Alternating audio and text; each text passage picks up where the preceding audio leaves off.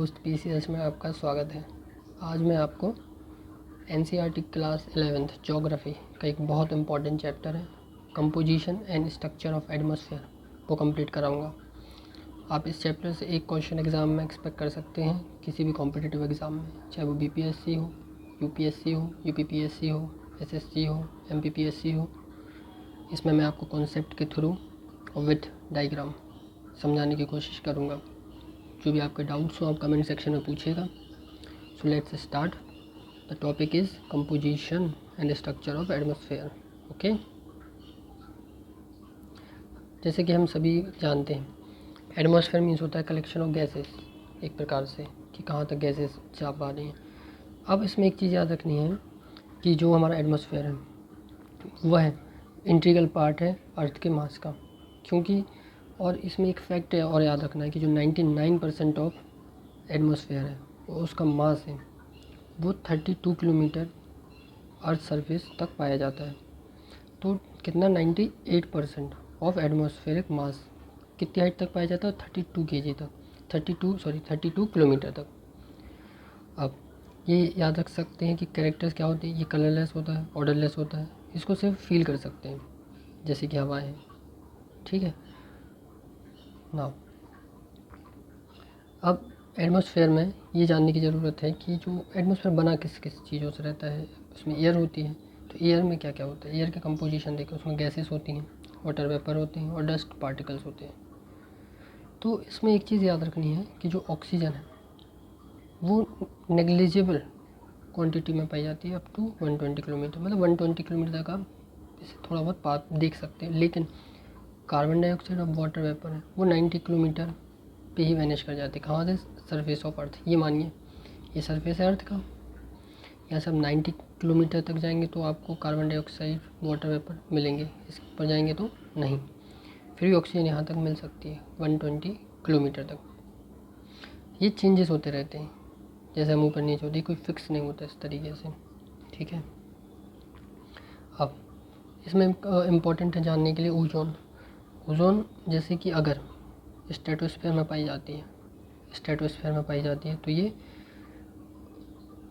बचाती है किससे? अल्ट्रावायलेट रेज से। लेकिन यही अगर ट्रोपोस्फीयर में पाई जाएगी तो यह पॉल्यूटेंट की तरह काम करती है। मैं भी आपको समझाऊंगा कि स्ट्रेटोस्फीयर क्या होता है, ट्रोपोस्फीयर क्या होता है आगे वीडियो में। ठीक है। तो ओजोन कहाँ तक पाई जाती है? 10 से 50 किलोमीटर अबव दी सरफेस। ठीक है। यहाँ पे आप देख सकते हैं कि ट्रोपोस्फीयर में आ जाएगी वहाँ तक और 50 में स्ट्रेटोस्फीयर तक चली जाएगी। और ये देखिए लिखा है absorb harmful UV rays radiating from the sun. तो ये अर्थ को और सभी को UV रेज से बचाती है। ठीक है। नाउ कार्बन डाइऑक्साइड CO2, ये बहुत इम्पोर्टेंट है अर्थ के टेम्परेचर के लिए, और ये एक ग्रीन हाउस इफेक्ट में इम्पोर्टेंट रोल प्ले करती है। इसमें एक चीज़ हमको याद रखनी होगी कि जैसे जो इनकमिंग सोलर रेडिएशन होती हैं उसके लिए ये गैस ट्रांसपेरेंट, एकदम ट्रांसपेरेंट काम करती है और उनको आने देती है। लेकिन जो आउटगोइंग टेरेस्ट्रियल रेडिएशन होती है उनके लिए ओपेक काम करती है। आपके मन में डाउट आ रहा होगा कि ये टेरेस्ट्रियल रेडिएशन क्या होती है, सोलर रेडिएशन क्या होती है। मैं आपको बताता हूँ। जो रेस अर्थ पर सन से आए तो इनको कहते हैं सोलर रेडिएशन। और फिर जो अर्थ का एटमॉस्फेयर और जो अर्थ का सरफेस है जिन रेस को, रेडिएशन को इमिट करता बैक, उनको कहते हैं टेरेस्ट्रियल रेडिएशन। तो जो कार्बन डाइऑक्साइड होती है वो सन की रेस को तो ईजिली आने देती है, हीट अप होने देती है सरफेस को। लेकिन जब ये टेरेस्ट्रियल रेडिएशन बाहर जाने की कोशिश करती हैं तो इनके लिए एक प्रकार से गेट बंद कर देती है। तो CO2 वो गेट है जो सन की रेस को तो आने देगा अंदर, लेकिन अगर टेरेस्ट्रियल रेडिएशन जाना चाहेंगे बाहर तो उनको नहीं जाने देगा। इसी से क्या होता है कि जो अर्थ का टेम्परेचर है वो शूट अप करता है। जैसे जैसे CO2 का कंसंट्रेशन एटमॉस्फेयर में बढ़ेगा वैसे वैसे अर्थ की हीट अप बढ़ती जाएगी। क्यों? क्योंकि ज़्यादा गेट्स लग जाएंगे। अपन इस तरीके से समझ सकते हैं कि पहले 2 गेट थे तो थोड़ा रोक पाते, तब ये गेट्स अगर बढ़ते जाएंगे तो ये टेरेस्ट्रियल रेडिएशन को नहीं जाने देंगे। ठीक है। आई होप आपको यहाँ तक समझ में आ गया हो और कोई डाउट नहीं होगा। और अगर कोई डाउट हो इससे रिलेटेड तो आप कमेंट सेक्शन में पूछेगा। अब इसके आगे बढ़ते हैं। देखिए उसी चीज़ को यहाँ डायग्राम से कितने अच्छे से समझाया गया है कि ये CO2 की लेयर है और ये देखिए ये लेयर है, और जो रेडिएशंस आ रही है उनको कितनी ईजिली आने दे रहा CO2, लेकिन ये लॉन्ग वेव जो आउटगोइंग टेरेस्ट्रियल रेडिएशन उनको नहीं जाने दे रहा। आपके मन में यहाँ भी डाउट आया होगा कि यहाँ लिखा है शॉर्ट वेव, यहाँ लिखा है लॉन्ग वेव। तो मैं आपको बताऊँ कि जो सन से रेस आती हैं उसमें एनर्जी क्या होती है, हाई होती है। ये हम सभी जानते हैं एनर्जी हाई होती है, और एनर्जी इनडायरेक्टली प्रोपोर्शनल किस पे होती है, वेवलेंथ पे। तो एनर्जी हाई होने की वजह से ये शॉर्ट होती हैं, शॉर्ट वेव्स की होती हैं, ठीक है। और जो यहाँ से लॉन्ग वेव में होती है तो एनर्जी कम होती है इसके कंपैरिजन में, शॉर्ट सन की सोलर रेडिएशन के कंपैरिजन में, तो ये लॉन्ग वेव होती हैं। तो CO2 एक ग्लास सीलिंग की तरह काम करता है, ठीक है। ये बहुत इंपॉर्टेंट, इसको आप याद रखिए। अब CO2 के बाद काम करती हैं और ये प्रिजर्व करते हैं हीट को, ठीक है। ये स्टेबिलिटी और इनस्टेबिलिटी ऑफ एटमॉस्फेयर में इंपॉर्टेंट रोल प्ले करते हैं। जैसे ये वाटर है, जैसे टेम्परेचर बढ़ेगा तो ये वाटर वेपर में कन्वर्ट हो जाएंगे, ठीक है। ये जो एल्टीट्यूड के साथ डिक्रीज होते जाते हैं सरफेस के पास, फिर धीरे धीरे इनका कंसंट्रेशन कम होता जाएगा जैसे जैसे हाइट बढ़ती जाएगी। और दूसरी बात और ये ज़रूरी याद रखनी है कि इनका कंसंट्रेशन इक्वेटर से पोल की तरफ भी कम होता जाता है। ये इक्वेटर है, ये पोल है। यहाँ पर जैसे जैसे मूव करेंगे पोल की तरफ तो इनका कंसंट्रेशन कम हो जाएगा। तो ये क्वेश्चन आता है कि वाटर वेपर का कंसंट्रेशन इक्वेटर से पोल की तरफ जाने पर क्या होता है, इंक्रीज़ या डिक्रीज़। तो आप याद रखेंगे कि डिक्रीज़। ये याद रखिए चाहे आप इक्वेटर से पोल जाएँ या हाइट बढ़ा के ऊपर जाए, दोनों कंडीशन में वाटर वेपर का जो अमाउंट है वो डिक्रीज़ होना ही होना है, ठीक है। ये एक क्वेश्चन आता है कि ये मैक्सिमम कहाँ, इनका मैक्सिमम वॉल्यूम क्या हो सकता है, तो 4% होता है, ठीक है। जैसे कि वार्म और वेट ट्रॉपिक्स में ये 4% तक चले जाते हैं, लेकिन ड्राई है, कोल्ड है, तो वहाँ पे इनका कंसंट्रेशन 1% से भी कम चला जाता है। ऑब्वियसली वाटर नहीं होगा तो वाटर वेपर कैसे बनेगा। और दूसरी बात हीट, कि वाटर वेपर कैसे बनेंगे, वाटर तो है चलिए मानते, लेकिन हीट नहीं है, उस वजह से ये कन्वर्ट नहीं हो पा रहा वाटर वेपर में। ओके, नाउ डस्ट पार्टिकल्स, ये है इनका जो मैक्सिमम कंसंट्रेशन होता है, लगता है कई बार कि इक्वेटर पे होगा, लेकिन नहीं, ये होता है सब ट्रॉपिकल में एंड टेम्परेचर में। क्यों, ये रीज़न इसका है ड्राई विंड्स की वजह से, ठीक है। और इनका मिनिमम कंसंट्रेशन होता है कहाँ पे, देखिए इक्वेटोरियल और पोलर रीजन में। ये कन्फ्यूजन होती है एग्जाम में कई बार कि डस्ट पार्टिकल का मैक्सिमम कंसंट्रेशन है वो इक्वेटर पे, लेकिन नहीं, इस चीज़ को हमें याद रखना है। और रीज़न भी ऐसा नहीं रटना नहीं है। ये देखिए ड्राई विंड्स की वजह से डस्ट पार्टिकल्स सब ट्रॉपिकल और टेम्परेट में ज़्यादा पाए जाते हैं। तो याद रखिए डस्ट और फिर ड्राई विंड्स हैं जिस प्रकार से वहाँ पे पाया जाता है, ठीक है। डस्ट पार्टिकल का एक चीज़ जो याद रखनी है वह यह है कि ये हाइड्रोस्कोपिक न्यूक्लियाई की तरह एक्ट करते हैं। क्या, डस्ट के पार्टिकल्स इसी के अराउंड वाटर मॉलिक्यूल से वो कंडेंस होते हैं, और यही वाटर क्लाउड्स बनाने में एक इम्पॉर्टेंट रोल प्ले करते हैं। यहाँ देखिए ये एक प्रकार का मैग्नेट की तरह काम करता है, क्या, डस्ट, और वहाँ पे वाटर, और किसके लिए, वाटर वेपर के लिए। ये लेकिन without them water vapour could not condense to produce clouds, these are very important dust. अब बताइए ये इक्वेटर पे क्या सबसे ज़्यादा पाए जाते हैं, या पोल पे सबसे ज़्यादा पाए जाते हैं, या सब ट्रॉपिकल पे। तो इक्वेटर पे नहीं, पोल पे नहीं, सब ट्रॉपिकल। अपन सभी जानते हैं IPS होता है, तो उसकी जगह अपन लिख लें EPS, और दोनों जगह पे यहाँ कट और यहाँ पे मार्क, याद कर लें कि ये टिक, बस थोड़ा याद रखने के लिए। ना तो वेरी इंपॉर्टेंट पार्ट जिससे क्वेश्चन आने के चांसेस बहुत है, स्ट्रक्चर, वर्टिकल जर्नी किसकी, एटमॉस्फेयर की। बेसिकली पहले हम ये जान लें कि क्या पहले क्या होता है, ट्रोपोस्फेयर होता है, टर्म से फेमिलियर होती है। पहला ट्रोपोस्फेयर, फिर स्ट्रेटोस्फेयर, फिर मीजोस्फेयर, फिर थर्मोस्फेयर, फिर एक्सोस्फेयर, ठीक है। सबसे जो नीचे लेयर पाई जाती है वो होती है थर्मोस्फेयर। देखिए इसमें कई बार क्वेश्चन बनता है कि वर्टिकल मूवमेंट पर टेम्परेचर बढ़ेगा घटेगा क्या होगा, तो इसको अभी यहीं देख लेते हैं कि देखिए जैसे जैसे ट्रोपोस्फेयर में हाइट बढ़ती जाएगी तो टेम्परेचर डिक्रीज़ होता जाएगा, फिर यहाँ आके कांस्टेंट होता है, इसको कहते हैं ट्रोपोपोज। फिर टेम्परेचर फिर बढ़ता है, कहाँ तक, मीजोपोज तक, फिर टेम्परेचर फिर घटता है और टेम्परेचर फिर बढ़ता है, तो ये जिग जैग डब्लू बन रहा है, आप देख पा रहे होंगे इस तरीके से। और बेसिकली और इसको याद करने का एक तरीका ये भी कि आप याद रखिए पहले डिक्रीज़ होगा, फिर इंक्रीज़ होगा, फिर डिक्रीज़ होगा, फिर इंक्रीज़ होगा। इस तरीके से आप एग्ज़ाम में बना के याद भी रख सकते हैं, ठीक है, कि क्या कब होता है। ये टेम्परेचर वाला फिनोमेना याद रखना है। ये क्यों होता है मैं आपको आगे वीडियो में समझाता हूँ इस चीज़ को भी। देखिए पहली लेयर के बारे में पढ़ते हैं, ट्रोपोस्फीयर के बारे में। तो इसमें ये देखिए कि इसकी जो एवरेज हाइट होती है वो कितनी होती है, 13 किलोमीटर। कितनी होती है, 13 किलोमीटर।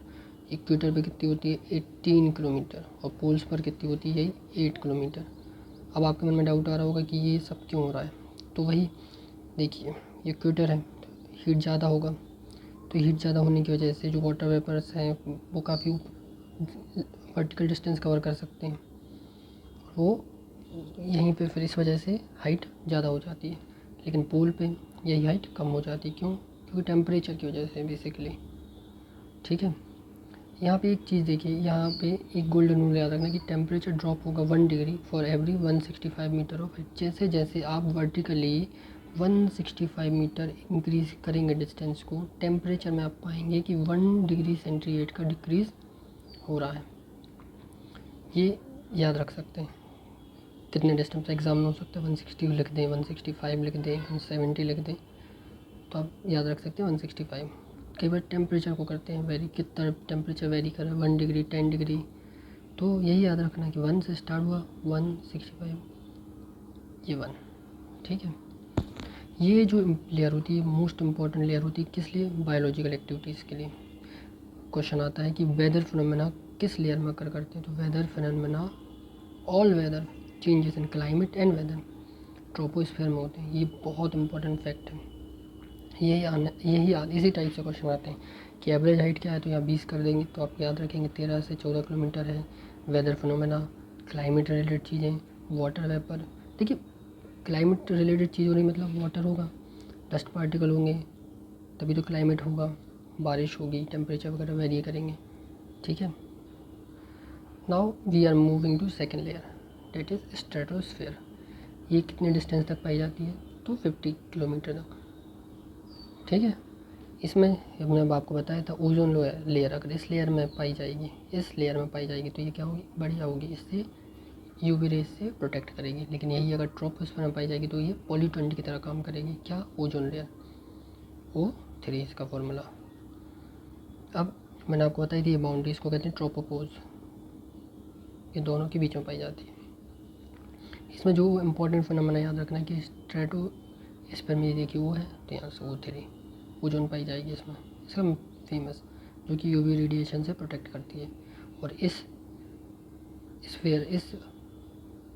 कहना चाहिए लेयर में टेम्परेचर ड्रॉप होता है। मैंने आपको बताया था कि टेम्परेचर पहले डिक्रीज़ होगा, फिर इंक्रीज़ होगा। बट यहाँ पे ये देखिए -80 डिग्री जाएगा, ये कहाँ पे, इक्वेटर पे, और बट -45 हो जाएगा कहाँ, पोल्स पे। ये मैं बात कर रहा हूँ ट्रोपोपोज में, ठीक है, कंफ्यूज मत होइएगा कि ये देखिए टेम्परेचर डिक्रीज़ होता गया यहाँ तक। अगर इक्वेटर पे तो -80 डिग्री तक जा रहा है और पोल पर ही -45 तक जा रहा है, ठीक है। उसके बाद टेम्परेचर बढ़ता जाएगा, ये याद रखना है। अब बाकी की 3 लेयर के बारे में देख लेते हैं, 3, 4, 5। इसके बाद देखना है मीजोस्फीयर। ये कब तक पाया जाता है, 80 किलोमीटर तक। इसमें फिर से टेम्परेचर क्या होने लगता है, डिक्रीज़। मैंने बताया था पहले, देखिए आपको, देखिए डिक्रीज़, फिर इंक्रीज़, फिर डिक्रीज़, ये थर्ड लेयर है ना। और रीचेस होता है 100 डिग्री सेंटीग्रेड तक, 80 किलोमीटर तक, ठीक है। इसमें जो मेन इंपॉर्टेंट फिनोमेना वो याद रखना कि मीटियोर्स जो वर्ण होते हैं वो मीजोस्फीयर में होते हैं। मीटियोर्स एंड मीजोस्फीयर, ये आप याद रख सकते हैं। इसके बाद जो फोर्थ लेयर है वो है आयोनोस्फीयर। 80 से 40 किलोमीटर के डिस्टेंस के लिए टेम्परेचर फिर इंक्रीज होने लगता है। यहाँ पर इलेक्ट्रिकली चार्ज पार्टिकल्स पाए जाते हैं जो कि रिफ्लेक्ट करते हैं रेडियो वेव्स को। तो ये क्वेश्चन बनता है कई बार कि कौन सी लेयर है जो रेडियो वेव्स को रिफ्लेक्ट करती है, तो आयोनोस्फीयर रिफ्लेक्ट करती है। इसी से पूरा कम्युनिकेशन सिस्टम वर्क करता है। ये याद रखना। इसके बाद जो है लास्ट एक्सोस्फीयर, ये नियरली मर्ज हो जाती है आउटर स्पेस में। सैटेलाइट वगैरह देखिए यहाँ पे लॉन्च हो रही हैं, ठीक है। चलिए मैं आपको एक क्विक रिवीजन करा देता हूँ कि जो फैक्ट आपको टंग पे होने चाहिए कि ये इससे क्वेश्चन बनते ही बनते हैं। हर लेयर से एक फैक्ट हमको याद करके जाना है, जिनसे अगर ट्रोपोस्फियर आए तो हमको याद रखना कि जितने भी वेदर रिलेटेड फिनोमेनन हैं वो यहीं पे होंगे। स्ट्रेटोस्फियर आए तो ओजोन के लिए जाया जाता है। मीजोस्फियर आए तो ये कोल्डेस्ट लेयर है और साथ में यहाँ पे मीटियोर्स बर्न होते हैं, ये याद रखना। आयनोस्फियर रेडियो वेव्स को रिफ्लेक्ट करते हैं, ये हमको याद रखना, ठीक है। और टेम्परेचर का मैंने आपको बता दिया। हाइट्स उतना इंपॉर्टेंट नहीं है, बस आप रीड कर लीजिए एक बार, इनको याद करने की ज़रूरत नहीं रहती है इतनी ज़्यादा। और एक फिनोमेना एक पॉइंट याद रख सकते हैं कि 1 डिग्री सेंटीग्रेड कम होता है 165 मीटर पे, ठीक है। ये जो इस टेबल में दिया है, हाँ ये याद रखिए आप, इससे एक ना एक क्वेश्चन बनता है।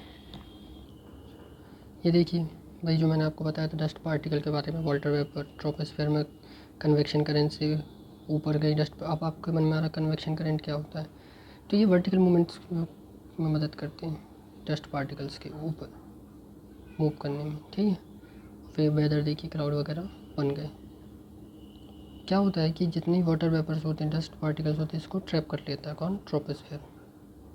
इसीलिए ये भी अगर क्वेश्चन में आ जाए कि it is the only layer where weather occur, तो इसको गलत नहीं मानना है, ओनली चुन के, ठीक है, ये सही है। यहाँ पे टेम्परेचर प्रेशर वगैरह वगैरह होता है सब कुछ। इस चैप्टर से रिलेटेड मैंने इसको NCERT से कवर कराया है। अगर आपको कोई डाउट हो तो आप पूछ सकते हैं।